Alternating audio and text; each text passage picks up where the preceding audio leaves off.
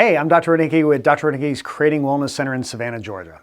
So how bad do you think a car accident has to be before it's worth seeing a chiropractor over? Do you think it's got to be more like 30 miles an hour, 20 miles an hour, 15? Well, actually the research shows that as little as a 5-mile-an-hour impact can create enough damage to your neck to constitute what we call a whiplash injury.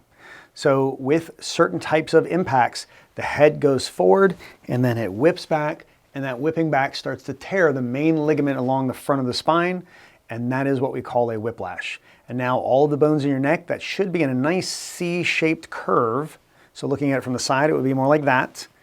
Now those are going to go completely flat and straight, and that's what a whiplash looks like on an x-ray. So it only takes a 5-mile-an-hour impact with that. That's typically not going to be enough to dent the bumper, to swap any paint, and it's probably not going to be enough for you to feel any kind of pain or ache or stiffness or anything like that later that day or the next day either.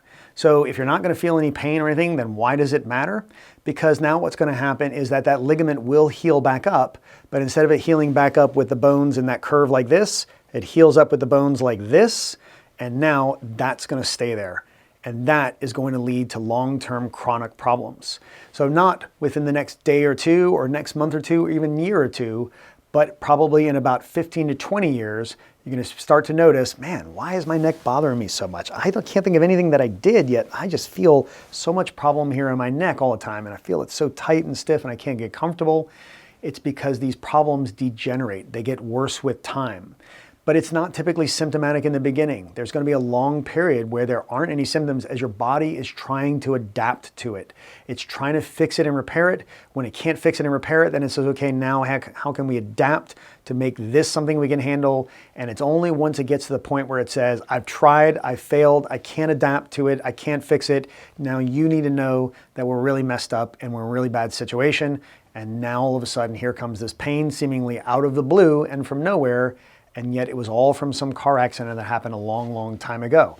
But it doesn't have to be a car accident. You can actually get a whiplash like that from a slip and a fall, from something falling and landing and hitting you in the head.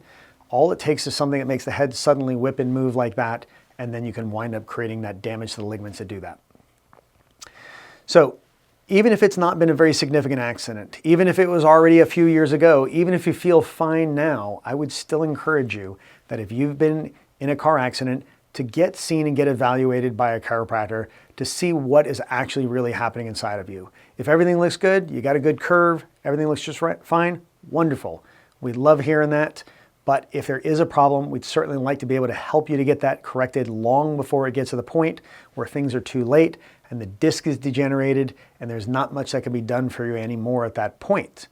So by all means, if there's anything that we can do to help, please reach out to us. We'd love to be able to take care of you and see what we can do to prevent you from getting into that mess in the first place.